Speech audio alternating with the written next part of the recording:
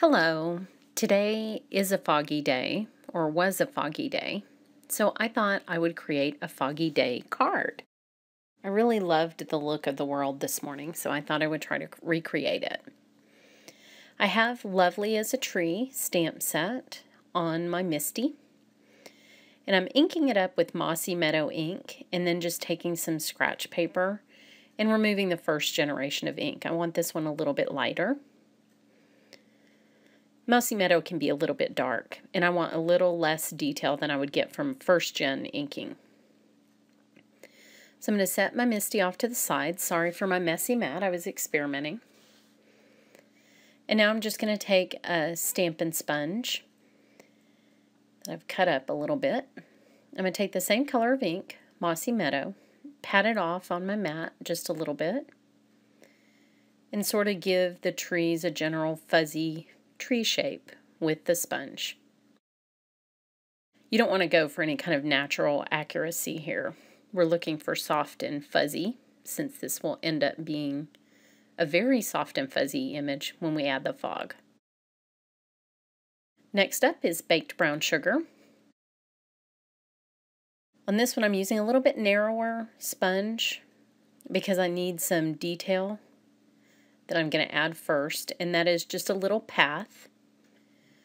I'm going to add what is going to look like a road, I hope, with some pretty dark, intense ink. So you'll notice I'm not patting that off on my mat first. Then I do scrub it off on my mat a little bit to add just the ground because I want that to be a lighter shade of brown. This is such a nice, warm, almost orangey brown that it looks great for this technique. So I'm just adding, again, I don't want it perfectly smooth. I want it to look like there's variation in the ground, like there really is in real life. But I do want a little bit darker ink sort of up near the horizon line, and that's where the skinnier sponge really comes in handy because it helps me not fling virtual dirt up into what is eventually going to be the sky. I don't want it to look like there's an earthquake. I was going for a more peaceful look than that. And sometimes I'm darkening up the foreground just a little bit as well.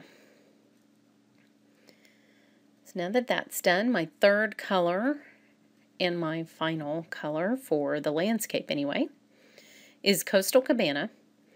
When I did a trial run of this card, I started with soft sky because I wanted a soft sky. However, once I add the fog, I really lost a lot of the color, and so I ended up using Coastal Cabana so that it didn't just completely fade out and you could see still a little bit of blue, which is what I wanted. And these three colors look really pretty together. So now I see that I did have a small earthquake up in the left corner. I had a little swoop of ink that was shooting off into the universe, and so I want to sort of smooth that out. Again, you don't have to be too persnickety because of what we're going to do after this, but, you know, I just wanted to make it a little bit better. So I have a little bit of white acrylic paint off to the left. This is Golden Fluid Acrylics, and I'm taking just another sponge and just pretty generously sponging white paint on top of the whole scene to give the look of fog. I got to squish a little bit of paint off of my sponge, and as long as you work pretty quickly and keep the sponge moving, you can get rid of the little sort of swirl marks that you get when you put your sponge down. But I would also tell you not to worry about little variations in the white paint, because if you look at real fog, like I was doing for quite a while this morning, you'll notice that fog hangs in the air in different saturations. So there might be some spots that look much foggier than others and that are more opaque, sort of. And then there are some areas where you seem to be able to see through the fog a little bit better. So you're looking for sort of an organic, natural look and not a perfect look. Because as you know, perfection is for serial killers. We're not serial killers, we're artists. So now you can see it really does look like fog. It is amazing how just obscuring the image just a tiny bit with some white makes it look just sort of spooky, like it does in real life when it's foggy. Kind of Stephen King-y, although prettier. Now I tried this with white craft ink as well, and I will say that you don't get the same coverage that you do with a white acrylic paint, but it does look beautiful, and you can completely substitute white ink for the white paint. Now you can see I have ink on my finger. This is sort of foreboding because I'm going to get, paint, not ink. I'm going to get paint all over the place. I mean, I have a huge pile of white paint right on my mat, so you know something bad's going to happen. This would be where I play some scary music. Now I'm going to heat set this just before my next step. I want it to be completely dry. And then I'm going to go ahead and bring the Misty back in for the magical end section. I love this part. And you can see I already got a little bit of white paint on my road. So I'm taking a sponge and removing that. And look, I'm still all inky and messy and disgusting. So I'm taking one of my disposable washcloths. I can link to where I talk about those. These are amazing, so durable. And I'm cleaning off my fingers.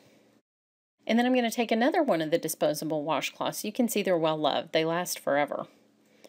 And I'm going to spray a little bit of Stampin' Mist on it and just clean off my Lovely as a Tree set. Now what's great about these cloths is they're lint-free, so I know there's not going to be anything sticking to my stamp after it's clean, and so I'll get a good clean image, which is important, especially if you have pets or other things, which create some impediments to stamping every now and then. I'm just going to dry it with this piece of scratch paper in case there's any extra stamping mist. Now, to do this part of the technique, you definitely want your cardstock held down with magnets. Oh, good, look, I got more paint. Awesome.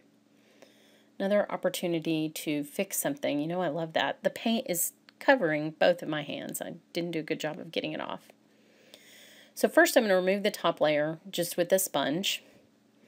And then I'm going to come back with a wet sponge, and that'll really get the paint off.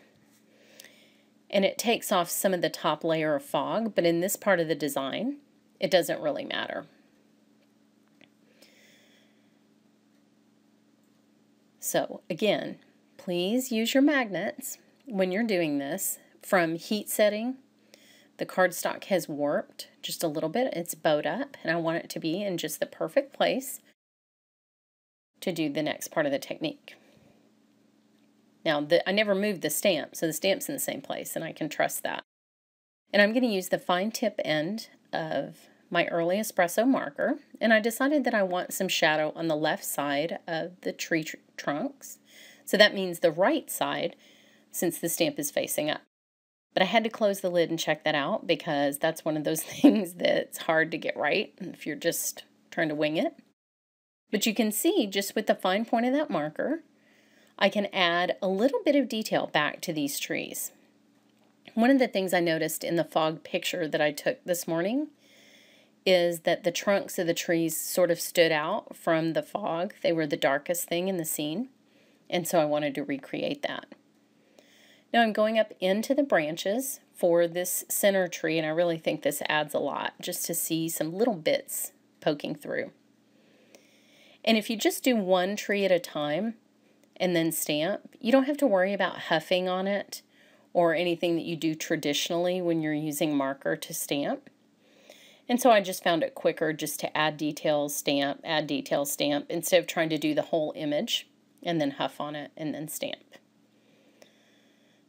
So I just look at it and keep adding a little bit of detail. You can see I missed this one tree, but then when I ink that up and close it, I realized that that was the wrong tree. I'm actually looking for the tree on this side. So I add a little bit of detail there, because that little guy really is getting lost in the fog. And then now he sort of looks like a tree again.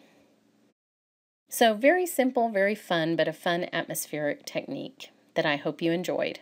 Thanks so much for watching.